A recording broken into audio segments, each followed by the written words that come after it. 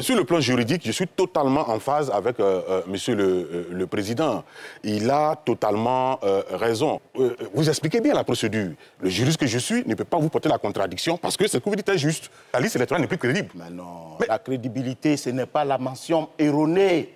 Vous aussi, vous dites que comment on appelle, les élections constituent un mal public, une question de santé publique. Mais en réalité, c'est votre commentaire qui est plus nocif que cette maladie-là. Parce que le commentaire que vous faites, c'est ça qui est plus dangereux. Si M. Bernard Bédadié ne se trouve pas dans la liste du ministère de l'Intérieur, vous avez l'impression que la commission électorale est un état civil où on vient déclarer les décès? Mais non! La commission électorale s'occupe des effets attachés au décès. Ce n'est pas l'acte de décès qui est dressé devant la commission électorale indépendante. Vous avez l'impression que la commission électorale indépendante est un centre d'état civil. Mais non. C'est une liste électorale qui a pour objectif de participer à un vote. Est-ce que quelqu'un qui a 100 ans ne participe pas à un vote s'il est vivant? C'est de ça il est question, monsieur. Ce n'est pas la rumeur qui radie les gens de la liste électorale. Ce sont les actes officiels d'état civil qui radient les gens de la liste électorale. Ça veut dire quoi? C'est le parallélisme des formes. Est-ce que c'est la rumeur qui a inscrit la personne sur la liste électorale? La personne est venue avec un document pour justifier sa présence sur la liste électorale. Alors pour l'en radier, il faut que ce soit un document officiel. Sinon, c'est les mêmes qui vont encore, comme M. Kwao, dire que la commission électorale indépendante est en train de radier des personnes sur la liste électorale sans document. Mais voilà.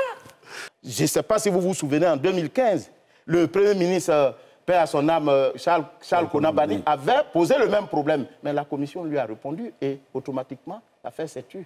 Le doublon d'identité n'est pas le doublon biométrique.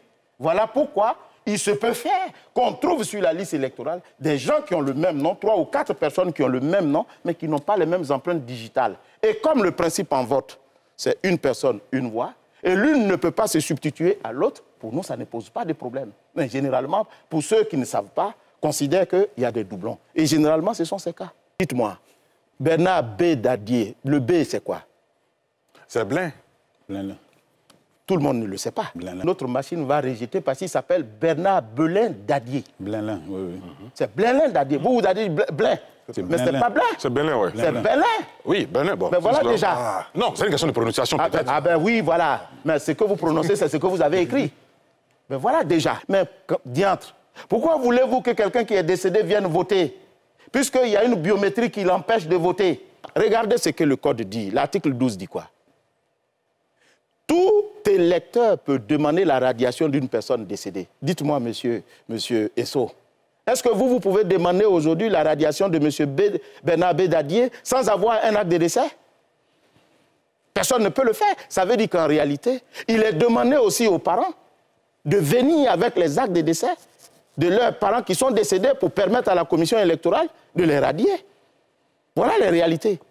Parce qu'une chose est de constater l'irrégularité, une autre est de venir devant la commission électorale pour les dénoncer, pour qu'ensemble, on puisse extirper de la liste électorale les irrégularités qui y sont. C'est le sens du contentieux. Le contentieux a pour objectif de corriger les irrégularités et les omissions.